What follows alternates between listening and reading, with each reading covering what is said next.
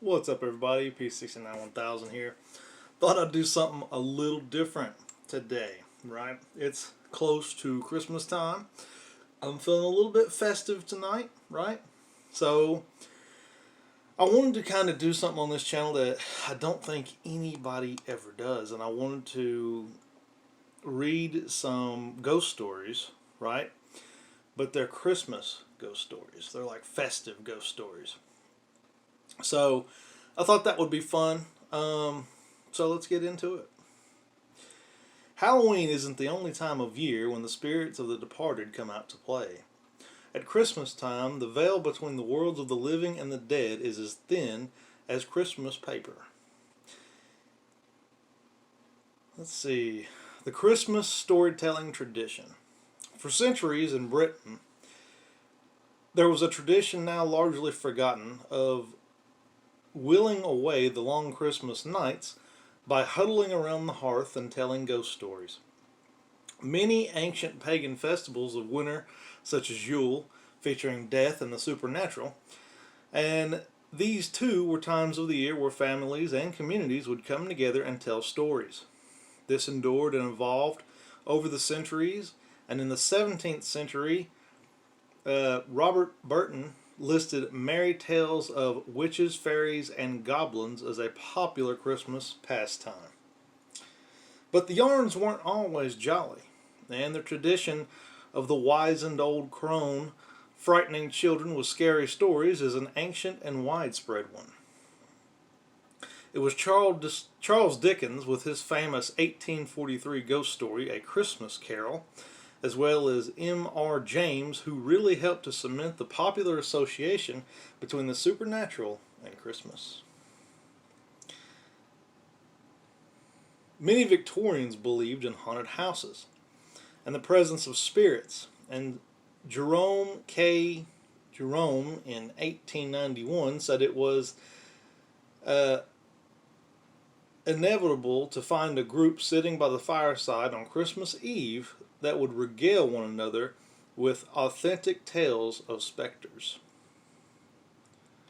So now most of these stories are from, I think all of the stories actually, there's 6 of them, and they're all from England, because I cannot find any creepy Christmas ghost stories from the United States or any other country actually, just England. So alright, the creepy crest. The Grand Pennicott Castle in Lothian, Scotland is an impressive pile dating from the 16th century. One famous story of the castle is of a beggar named Alexander Hamilton, who one night in the 17th century rapped on the door of the great house seeking food and shelter. Told to clear off, he cursed the family. And a few days later, the lady of the house and her daughter died of a mysterious illness. Hamilton was tried as a witch, brutally tortured, and executed in Edinburgh. His ghost is said to haunt the old Lord's mansion. At Pinkhart, on a cold, dark Christmas night in 1923, family and friends were gathered in the music room singing Christmas carols. A carved wooden family crest was witnessed by everyone to creakily, slowly lean forward away from the wall, pause, and then return back to its former position. Spooked servants. The Sandringham House. The royals' famous Norfolk Bullhall was once described as the most comfortable house in England. But at Christmas time every year, ghosts are supposed to lurk about the corridors of the vast Victorian residence.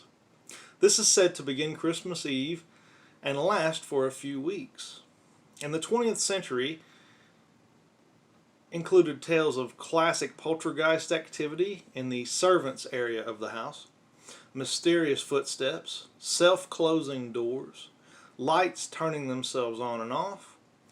There was also said to be heavy breathing heard from the empty rooms in the service corridors, and Christmas cards found to have been moved with any kind of unaccountability. At one point, the servants absolutely refused to enter certain rooms alone, and a sinister phantom sack that breathed was said to have been by one footman. Both King George V and King George VI had died there. Mum's Christmas Hike.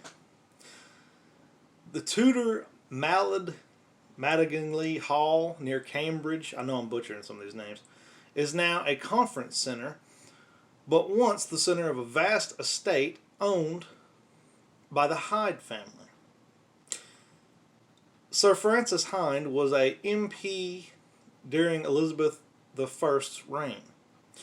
When expanding the hall, he knocked down a church in the nearby village of Histon to provide building materials. This was nearly 40 years after the death of his mother, Lady Ursula, who, according to legend, turned in her grave at the destruction of the church, and has been known to haunt the hall ever since, her ghost stalking the corridors at night and wringing her hands in anguish. Every Christmas Eve, the ghost of Lady Ursula is said to walk between the hall and the church, or what's left of it, in Histon, although nowadays she'd have to cross a motorway to get there. Scared Stiff. The Tower of London has often been described as the most haunted building in London. But what about the capital's most haunted house? For many years, that macabre acclaim belonged to 50 Berkeley Square, a townhouse in upmarket Mayfair. In the 18th and 19th centuries, the Grand Gaff was linked to mysterious deaths, with residents and guests at the house apparently seeing ghosts and then being found dead, with their mouths and eyes gaped open with frozen terror. One such encounter with the killer ghost occurred in 1887. It was Christmas Eve, and two sailors, Blendon and Martin, were on leave in London. They trawled the gloomy, foggy streets that cold evening looking for lodges. They happened upon 50 Berkeley Square and were pleased to find a room there for the night. The murderous haunted house had previously claimed a victim in the room in which they had stayed. Both the men felt uneasy in the darkness and couldn't sleep. In the middle of the night,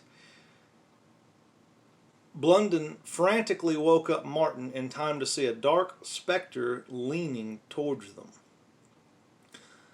Blendon went for a weapon, and the apparition darted towards him. Meanwhile, blurry-eyed, Martin escaped the street and found a bobby on the beat, which I'm assuming means a police officer on his route.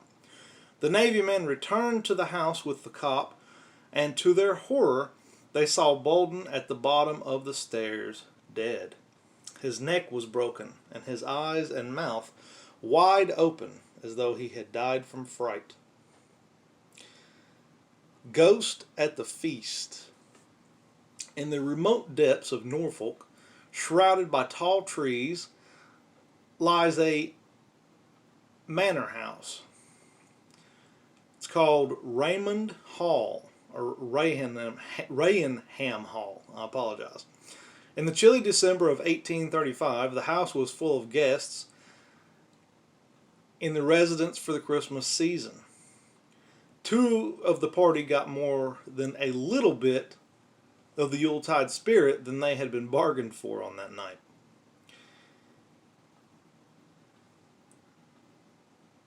A Colony Loftus and a Mr. Hawkins were engaged one evening in a long chess battle that had went past midnight. On saying good night in the landing, the two men saw a strangely dressed woman by the bedroom door of the lady of the house.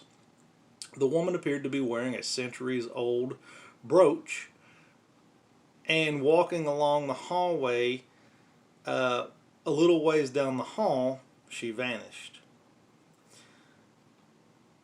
When the two realized they encountered the phantom, they had both dashed to their rooms. The phantom, another night, when they realized they encountered the phantom, another night he darted after her, coming face to face with a ghost that resembled a noble woman, but also unearthly, with a hellish glow coming from her eyes. When the two told the owners about the apparition, far from laughing, they simply stated that he'd seen the famous Brown Lady of Rainham, witnessed by many others, including author Captain Marryat. A famous 1936 photograph of Hall's grand staircase claims to show the notorious spectral lady. The Ghostly Beggar. Bramber Castle in West Sussex was for centuries owned by the powerful de Braose family, the Lords of Bomber. In the early 13th century, William IV, Lord of Bomber, fell out with King John. Big mistake. John pursued William across England, Ireland, and Wales, seizing his lands and capturing his family. One version of events has it that William's children were held hostage by the king and were eventually starved to death in Windsor Castle. According to local legend, the ghosts of the children are reputed to stalk the roads of the village of Bomber on dark nights, dressed in rags, and chasing astonished passerbyers for food. Village tradition has it that at Christmas time, the ghost of the children, a boy and a girl, can also be seen mournfully watching over the ruins of their former home, Bomber Castle. So, sorry I butchered some of those names. Like I said, England was the only country where I could find the types of stories I wanted to present in the video. Hope everybody is having a good December, and I hope you've enjoyed these stories. You know, scary stories is not something that most people really do anymore on Christmas Eve. That's kind of a tradition of the past. You know, everybody's so busy on their phones and, you know, everything else now. Families don't really sit around the hearth anymore and tell scary stories during Christmas. But I thought this would be a nice little video to make. Maybe a nice little tradition to bring back, or to at least to highlight on this channel. And I hope you all enjoyed it, and I hope you have a Merry Christmas. Peace, love. I love you all. Have a great day.